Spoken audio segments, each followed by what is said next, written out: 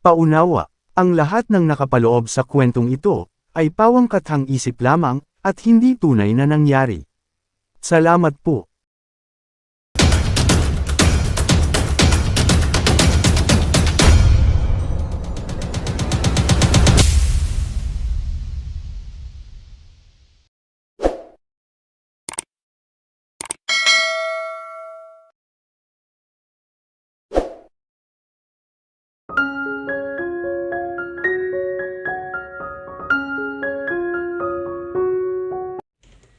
Habang papaliwanag ang paligid, ay pinagmamasdan ni Samantha ang mga kabahayan at palayan sa magkabilang bahagi ng highway na dinaraanan nila.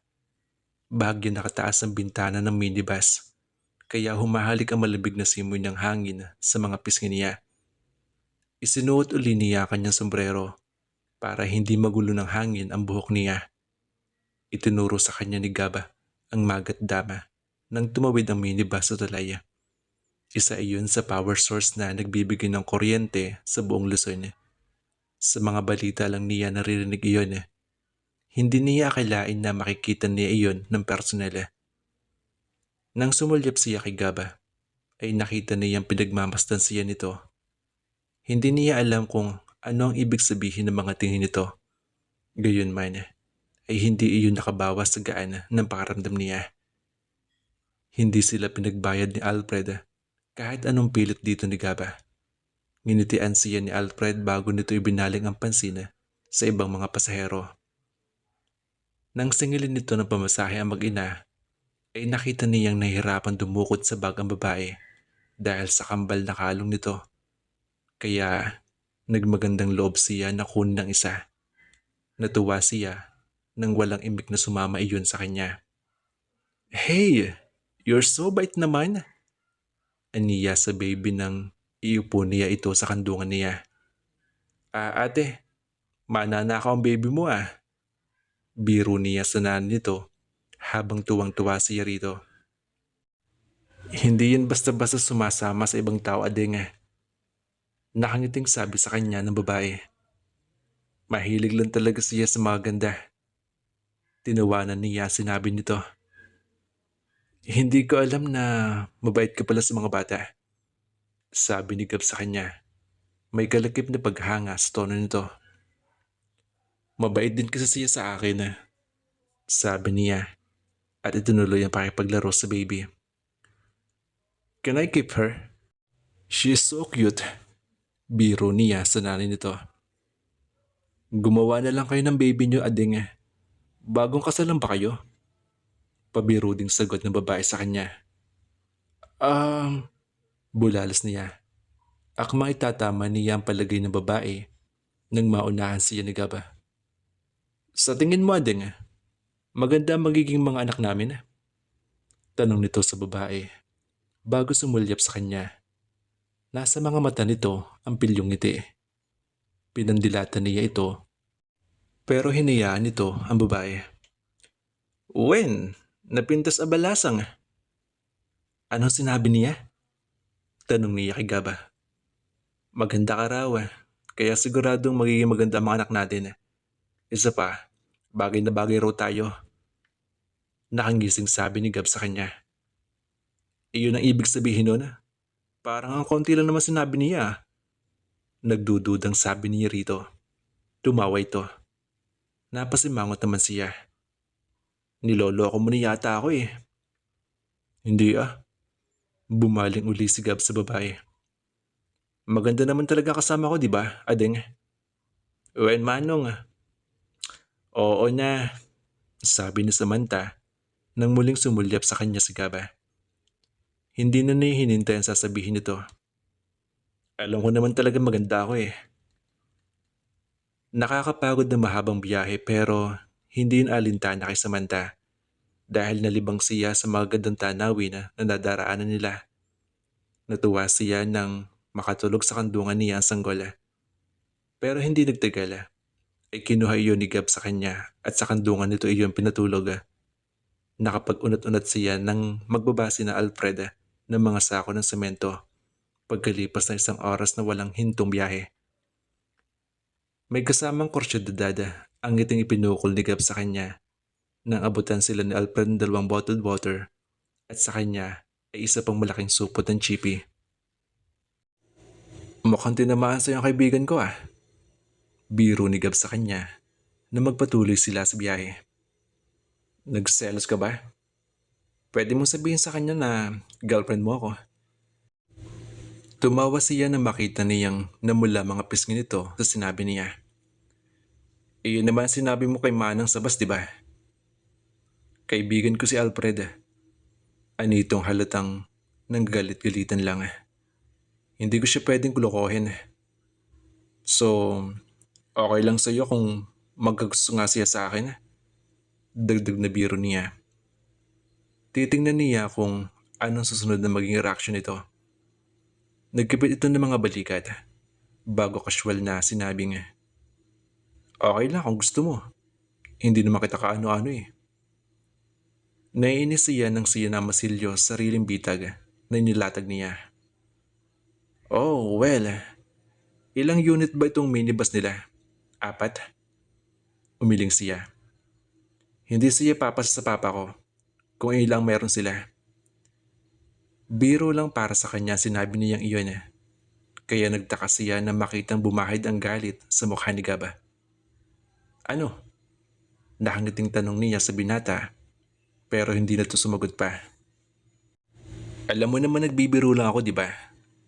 Nagmamaktula sabi niya. Ibinaling niya sa labas ng bintana ang tingin. Ayaw niya mapagtalo kay Gaba. Binuksan nila niya ng supot at kumain ng chippy na bigay ni Alfred. Sinadya niyang huwag itong alukin. Bumaba mag-iina sa butig. Eksaktong nagising ang isa sa kambal na kandong ni Gaba. Nagpaalam sa kanila ang nanay ng mga bata at nagpasalamat sa pagtulong nila rito. Ayon kay Gaba, ay malapit na sila sa Paraceles. Lihim si nagpasalamat na makababa na sila at hindi na ninarinig pa ang paulit-ulit na western song na pinatutugtog ng driver. Ganun daw talaga roon sabi ni Gaba nang pansin niya iyon kanina. Dahil malayo sa syudad ay hindi uso roon ng mga hip-hop at mga kanta ni Lady Gaga. Ngayon bumalik ka na. Ibig sabihin ba tuloy na ang ayaw ko muna pag-usapan niya Alfred? Putol ni Gab, sasabihin nito. Tinapik nito ang kaibigan sa braso. Saka na lang pagpasyal mo sa bahay. Okay, siguradong darating ako. Magpapaalam ako kay Manong Hill na hindi muna ako sasama sa isang araw. Pagkasabi niyo ni Alfred ay tumingin ito sa kanya. Halata niya sa mga mata nito ang curiosity habang pinagmamasdan siya at si Gaba. Pero hindi ito nagtanong ng anuman sa binata. Napansin ni Samantha na huminto ang minibus sa tapat ng isang waiting shed. Naunang bumaba si Gaba, pero mabilis si Alfred at naunahan nito ang una na alalayan siya habang pababa siya ng minibus. Nakababa na siya ay tila ayaw pa nitong bitawan na kamay niya kung hindi pa niya pa simpleng binawi iyon. Alam niya nakita iyon ni Gaba dahil sa lubong ang makili nito ng sulyapan niya. Walang imik si Gaba habang naglalakad sila sa sementadong kalsada. Natanaw niya sa bandang unahan ang ilang kabahayan pero hindi nito sinasabi kung alin doon ang pupuntahan nila. Pasado 9:00 na pero malamig pa rin ang paligid. Para bang pinalalamig iyon ng isang napakalaking aircon. Kung siya ang papipiliin ay mas gugustuhin niyang manirahan sa ganung lugar. Walang ingay at walang polusyon. Malayo pa ba tayo? Tanong niya kay Gaba nang may 15 minuto silang naglalakad. Malapit na. Uy, Gaba! Nagsublik kamit guyamin. Nagulat siya sa bulalas na may edad na babaeng nagwawali sa harap ng bakuran ng isang bahay na nadaanan nila. Kaano ka pa nga si Mang Pet? Ngayon lang Manang Cora. Kumusta po? Kastoy na ako nga. Para parigitanik taroy rayumak. Nadamag mo ka din nga impanda jay Hospital jay Santiago ni amang mo. Amo nga si Mang Pet ka. Haan Manang. Sige po, tuloy na po na kami. Ani ni Gab at naglakad na. Nilampasan nila ang mga kabahayan at ngayon ay pawang kakahuyan ang nasa magkabilang gilid ng mabatong kalsada. Patuloy nilang binagtas ang mabatong kalsada hanggang sapitin nila ang pataas na bahagi niyon. Namangha siya sa ganda ng tanawin. Napakalawak ng taniman ng mga palay at mga mais ang nasa harap nila. Sa dako pa roon ay ang mahabang kabundukan na nagkukulay berde dahil sa mga puno at mga halaman. Naagaw ng dalawang palapag na bahay na napipinturahan ng puti ang pansin niya. Nag-iisa iyon sa gitna ng napakalawak na bukid. Ang ilang kabahayan na bahagya ng tatanawa ay ibinukod sa isang malawak na parang. Iyon ba ang bahay mo? Tanong niya kay Gaba, sabay turo sa bahay. Bumuntong hininga ito sa katumango. Wala siyang babakas na pananabik sa mukha nito. Bagkus ay pag-atubili ang nabasa niya roon. Habang naglalakad patungo sa bahay na puti, ay napansin niya mga posteng tumutukod sa mga kable ng kuryente patungo roon. Nagpapasalamat siya na sa layo ng lugar na iyon sa syudad ay hindi naman pala niya kailangan magtiis sa kandila o gasera. At kung ang malaking bahay na iyon at ang napakalawak ng lupain sa paligid niya ay pag-aari ng pamilya ni Gaba, paano nagtiyaga itong mamasukang hardinero lamang sa kanila? Nauuna si Gab ng ilang hakbang sa kanya, kaya nagkaroon siya ng pagkakataon na pag-aralan ang kabuuan nito. Matikas ang tindig nito, tiyak ang mga hakbang. Lalaking lalaki ang forma at galaw ng mga braso nito. Kung umasta ito ay parang si Robin Padilla. Mas matangkad nga lang ito at mas malapad ang katawan kaysa sa aktor. Sa tingin niya, ay kayang-kaya nitong makipagbuno sa 3 katao nang hindi malang ito mahihirapan. Nang dumako ang paningin niya sa maumbok na puwitan nito na humahakap sa nitong fitted jeans, ay nag-init ang mga pisngi niya, kasabay ng sisasyong gumuhit sa kaibuturan niya. Nagulat siya na nakakaramdam siya ng ganon kay Gaba. Bilisan mo lumakad ani na Gaba nang huminto ito at nakatingin sa kanya. Napagtanto ni Samantha na tumigil pala siya sa paghakbang habang nakatitig sa likod ni Gaba. Sa palagay ni Samantha ay ilang dekada na nakatayo roon ang bahay Kastila. Minantini lang iyon upang manatiling maayos sa paglipas ng panahon. Sa malapitan ay napansin niyang nababakbak na ang pintura sa ilang bahagi niyon. Pero ang mga kahoy at balostre ng paikot sa terasa sa ikalawang palapag ay walang bakas sa pagkasira. Malalapad na tabla ang dingding niyon, kagaya ng mga log house na nakita niya sa Camp Chanhae sa Baguio. Ang terasa ay tinutukuran ng malaki at bilog na haliging yari sa kahoy. Naramdaman niya ang lungkot sa paligid ng bahay na ang katahimikan ay panakanakang binabasag ng mga huni ng mga ibon. Nasa bandang likuran at gilid ng bahay ang mga puno mangga at puno ng kaimito. Pumanghik si Gab sa 4 na baitang na balkonahe. Parang walang tao sa bahay. Pero nang buksan nito ang maluwang na pinto, ay may naulinagan siya mga boss na nanggagaling sa loob. Isang binatilyo ang patakbong lumabas ng pinto. Nakita niya ang paggulat sa mukha nito bago patakbong sumalubong ng yakap kay Gaba. Manong Gab! Bulalas nito at niyakap ng mahigpit ang binata. Tonol! Gumanti ng yakap si Gaba sa binatilyo. Nabayag ka nga or arayan ni Mama, Manong. Nahinuhan sa Samantha na magkapatid ang mga ito. Nang mapatingin sa Tonol sa kanya, ay parang sakala nito na-realize na may kasama si Gaba. Nahiya ito at bahagyan na pakubli sa kapatid habang pinagmamasdan siya. Samantha, si Tono nga pala. Ay nakababata kong kapatid. Tono, si Samantha. Pakilala ni Gab sa kanila ng kapatid nito. Napano ni Mama? Aday dyan kusina. Agas-agas na si Tim pamigat. Bumuntong hininga si Gaba. Saka nito inakbayan si Tono. Bago ito humakbang ay sumulyap ito sa kanya na para bang sinasabing sumunod siya sa mga ito. Tumango siya. Tanda na nauunawaan niya ang ibig nitong sabihin. Pumasok sila sa pintong pinanggalingan ni Tono. Nauuna sa kanya ang dalawa, kaya nagkaroon siya ng pagkakataon na pagmasdan ng paligid. Maluwang na sa sala ang tinawid nila. Naglalakihan ng mga sopa at antigong aparador doon na halatang alaga pa rin kahit niluma na ng panahon. Sa gitna ng naglalakihang sopa ay may maluwang na espasyo na lalatagan ng makapal na alpombra. Maayos na nakasalansan ng paikot ang throw pillows na iba-iba ang kulay. Wala siya nakitang telebisyon o magazine doon. Sa isang dingding ay may nakita siya mga portrait. Isang family portrait. Ang nasa gitna ng portrait ay larawan ng lalaki at babae na tila iginuhit base sa isang larawang kinunan noong dekada 70. May edad na mga iyon na iguhit ang family portrait kasama ang 3 miyembro pa ng pamilyang kinabibilangan ng 2 lalaki at isang babae. Nakaupo sa kandungan na may edad na babae ang isang batang lalaking nahahawig kay Gaba. Balak niyang tanungin ng binata tungkol sa family portrait.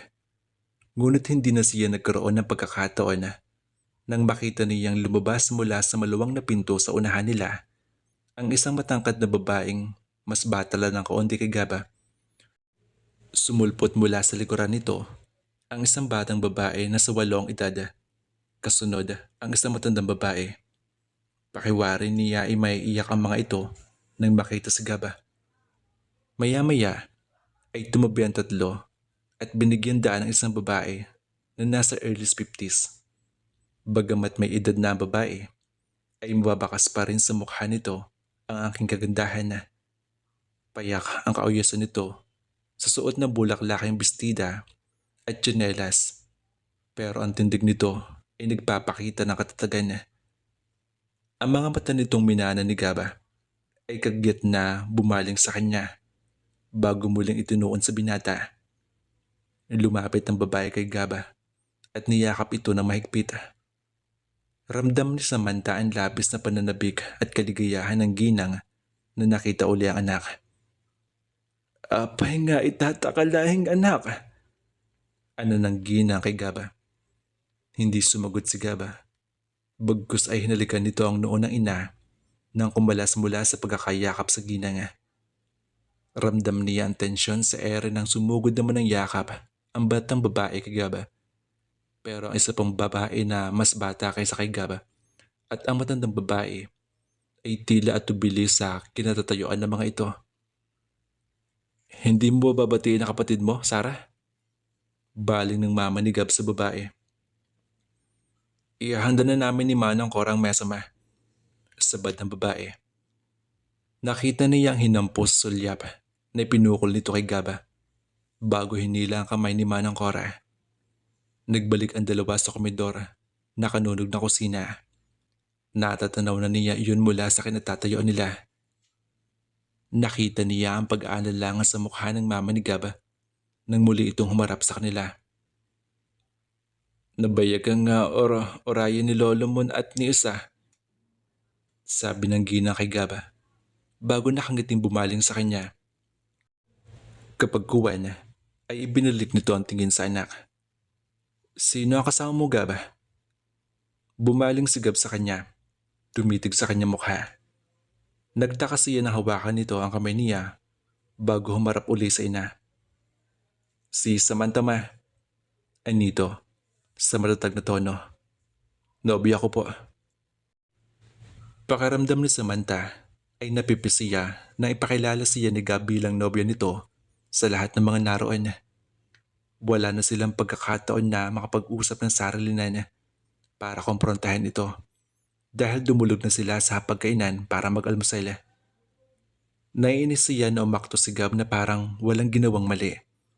Pero hinayaan na lang muna niya ito. Walang nag-uusisa ng tungkol sa kanilang dalawa habang nag-aagahan sila. Ang mama ni Gaba na si Judith ay tahimik at tila problemado. Patingin-tingin lang naman sa kanilang dalawa sina Sarah at Manang Cora. Si Tono naman ay nahuhuli niyang pasulyap-sulyap. At sa Erica na nalaman niyang bunso ni Nagaba ay pangiti-ngiti lang kapag tumitingin sa kanya. Pagkatapos kumain ay inatid siya ni Gaba at ang mama nito sa kwarto nakalaan para sa bisita. Pumanghik sila sa maluwang na hagdan. Nasa kwarto niya ang lolo mo anak. Ani ni Judith nang marating nila ang landing. Nauna na siya mag-almusal sa amin kanina. Mula nang lumabas siya sa ospital ay hindi na namin siya nakakasabay na kumain. Naglalagi lang siya sa balkonahe at nakaupo sa tumba-tumba ng lola mo. Nakita niya na natagilan si Gaba. Hindi na siya kagaya ng dati nung iniwan mo siya 3 buwan na nakakaraan. Napakalaki na ng inuhulog na katawan niya. Nagpapasalamat sa Samantha na nagtatagalog ang dalawa, kaya naiintindihan na niya kung ano pinag-uusapan ng mga ito. Marahil ay naisip ng mama ni Gab na hindi magandang nag-uusap ang mga ito na naroon siya at nakatanga lang. Narinig nila ang pag-ubo ng matandang lalaki mula sa kwartong nasa gawing unahan. Pinutol niyo ng pag-uusap na mag-ina. Nabasa niya sa ekspresyon ni Gab ang pagnanais sa puntahan ng lolo nito, pero pinigil ito ng ina. Magpahinga na muna kayo anak. Samahan mo muna si Samantha sa silid niya at asikusuhin ng mga pangailangan niya. Mamaya mo nalang harapin ang lolo mo. Nang ginang sa nakikiusap na tono. Pagod ka sa biyahe at ala kong pareho kayong maikli ang pasensya. Ikaw masusunod ma.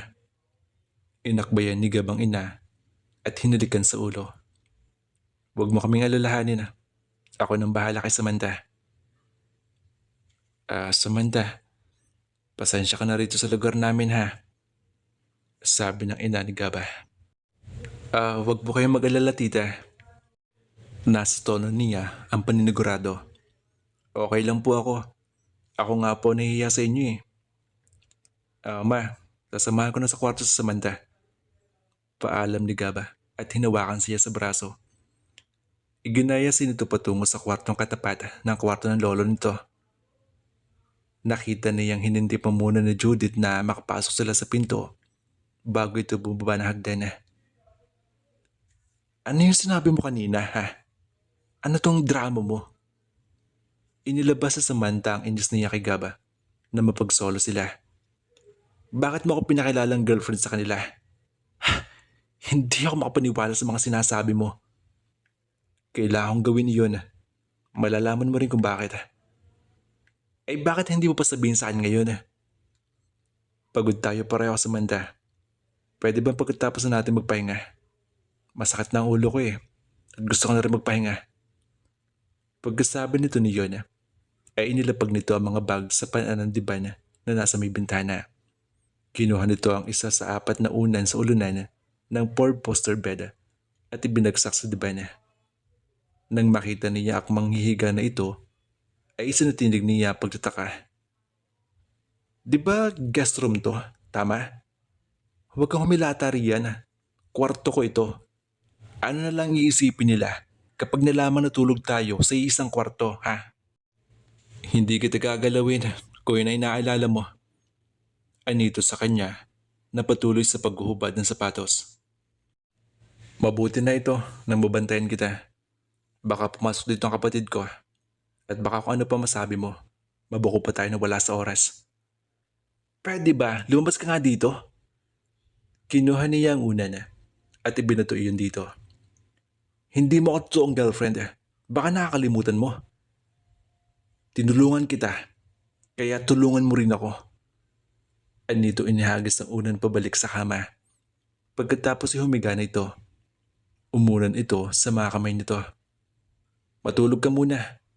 Parang pipikit na yung mga mata mo eh. Mamaya tayo mag-usap pagigising ko. Pagkasabi nito ni Yona, ay tinalikuran na siya nito. Wala na siya magawa kundi pagtiyagaan ang hudyong ito. Humingi siya ng pabore, kaya wala na rin siya magawa kundi suklian iyon. Naiinis na upo siya sa gilid ng kama. Inilabas niya ang cellphone niya at binuhay iyon. Pero nagtaka siya na makitang wala iyong masagap na signal. Halos ikutin na niya ang 4 na sulok ng kwarto sa paghahanap ng signal pero wala pa rin.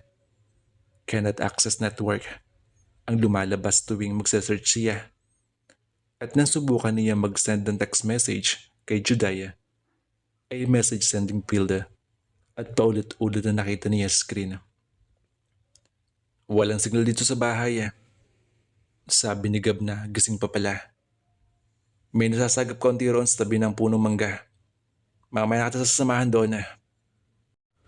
Oh my God, bakit walang signal dito? Ano bang lugar to ha? Naiinis na bulalas niya. May kuryente nga, wala naman signal. Hindi kita pinilit sa sumama rito, miss. Kaya huwag ka marami reklamo. Pakiwari ni Samantha ay nakaporma ang ngiti sa mga labi nito nang sabihin iyon. Naiinis na nahiga na lang siya at ibinaon ang mukha sa unan. Mababaw lang ang tulog ni Samantha, kaya madalis siya nagising sa mga boses na narinig niya sa labas ng bahay. Pasado 12:00 ng tanghali pa lang, wala pang 2 oras siyang naiidlip. Nang tingnan niya si Gaba, sa kinahiga nito kanina ay wala na ito. Nakalapag pa rin malapit sa diban ang mga bag niya, pero wala na roon ang backpack at sapatos nito. Nakahinga siya ng maluwag na wala ng bantay niya, kaya magagawa niyang kumilos ng ayon sa gusto niya. Naiilang siya sa presensya nito na kung tutuusin, hindi niya dapat maramdaman sa isang estranghero. Napubuntong hininga siya. Nang ipikit niya mga mata, ay nakahugis sa balintataw niya ang gwapong mukha ni Gaba. Naiinis siya na ganun lang epekto nito sa kanya. Hindi niya dapat hayaang mahulog ang loob niya sa isang lalaking hindi matatanggap ang pamilya niya. Pero magawa kaya niya iyon. Pinigil niya ang pangingipuspos na nais mangibabaw sa damdamin niya. Ayaw niya maging miserable sa paningin ni Gaba. Nagpasya siyang bumangon at sumilip sa maluwang sa bintanang kamis. Hinawi niya ang silk at lace na kortinang tumatakip roon. Nakita niya sina Tuno at Erica sa tabi ng punong mangga na may hawak na tig-isang cellphone, tila abala sa paghahanap ng signal. Kasama ng 2 isang binatilyong noon lang niya nakita. Nakalambitin ito sa sanga ng punong mangga habang tila binibiro ang magkapatid. Nang makita siya ni Erica sa bintana ay napabulalas ito ng mga salitang hindi niya maunawaan. Nagtawa ng 3 at pagkatapos na yun ay patakbong pumasok ang mga ito sa pinto na nasa gilid ng bahay. Bago siya makapagtanong ay nawala na ang mga ito. Natatawang pinagmasdan na lang niya ang paligid upang sanayan ang sarili sa lugar. Sa di kalayuan sa punong mangga at punong kay Mito ay nakaparada ang 2 traktora, 2 thresher at isang owner type jeep na mataas sa mga gulong. Mataas ng sikat ng araw, pero malamig ang simoy ng hangin pumapasok sa bintana. Pinuno niya ng hangin ang baga niya. Nakaramdam siya ng ginhawa. Naipagpapasalamat na rin niyang nagustuhan niya ang lugar.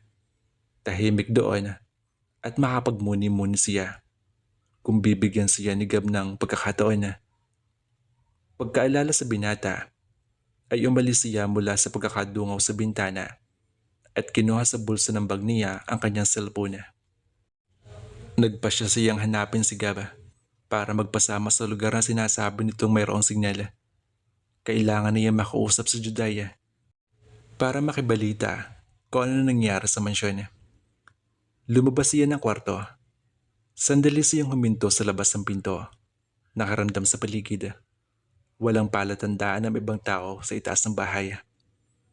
Patungo na siya sa hagdan nang maulinagan niya ang boses ni Gaba na tila nagmumula sa balkonahing natatanaw niya sa nakabukas na pinto sa unahan niya. Humakbang siya palapit doon at nakita niya ang binata sa dulong kaliwa ng balkonahe. Nakatalikod ito sa direksyon ng pinto. Nakapamulsam nakatayo sa tabi ng isang tubutumbang kinauupuan na matandang lalaki na puti na ang buhok. Haan ko nga ayatin isa na lo. Naabutan sa Samantha na sabi ni Gab sa matanda. Bagamat hindi niya nauunawaan, ay naramdaman niya malungkot na boses nito ang paninindigan sa sinabi. Masursurom domet lang ay ayatin ni Sunagaba. Sabi ng matandang lalaki sa boses na bahagyang garalgala. Hindi mahirap mahalin si Isabela. Nakababatang kapatid lang ang turing ko sa kanya, Lo. Hindi ko siya matutuhan ng mahalin. Kahit ano pang sabihin nyo. Mahal ka niya. Alam ko yun. Hindi yun sapat, Lo. Kailangan imahal namin isa't isa bago mo kami ipakasal. Napahawak sa Samantha sa dibdib niya nang ma-realize na pareho pala sila ang problema ni Gaba. Kaya ba ito lumabas ng Maynila at namasukan sa kanila bilang hardinero at gusto nitong takasan ng babaeng nais ng lolo nito ng mapangasawa nito. Hanggang ngayon ba hindi pa rin nagbabago ang pasya mo? Tanong na matanda. May himigan ng galit at frustration sa boss nito.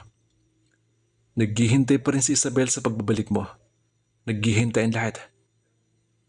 Hindi ako nagbalik para sa kanya, Lo. Nagbalik ako dahil andito ang pamilya ko. Hindi ba tinakwil mo na ang pamilyang ito nang umalis ka? Nagbalik ka lang ba para sa lalong pasikatin ang lolo mo? Anitong hindi mapasubalian ang hinampo. Hindi niya nakita ang nagreaksyon ni Gaba sa sinabi ng matanda. Pero nang patingkayad na umupo ang binata para pumantay sa abuelo at ipatong nito ang ulo sa armrest na tumba-tumba, ay naramdaman niya ang pagsuyo nito sa abuelo. Magpapasalamat ako sa babaeng mahal ko, Lolo. Kailangan mo unawain niyo yun. Minsan din kayo nagmahala. Natutuhan kong mahalin ang lola mo, Gaba. Wala na ibang laman ng puso ko mula noon. Hindi ka makapagsisinungaling sa akin, Don Jose. Pagkakantawang pinakawalan ni Gaba. Pagkatapos ng kalakip na biro, sinabi.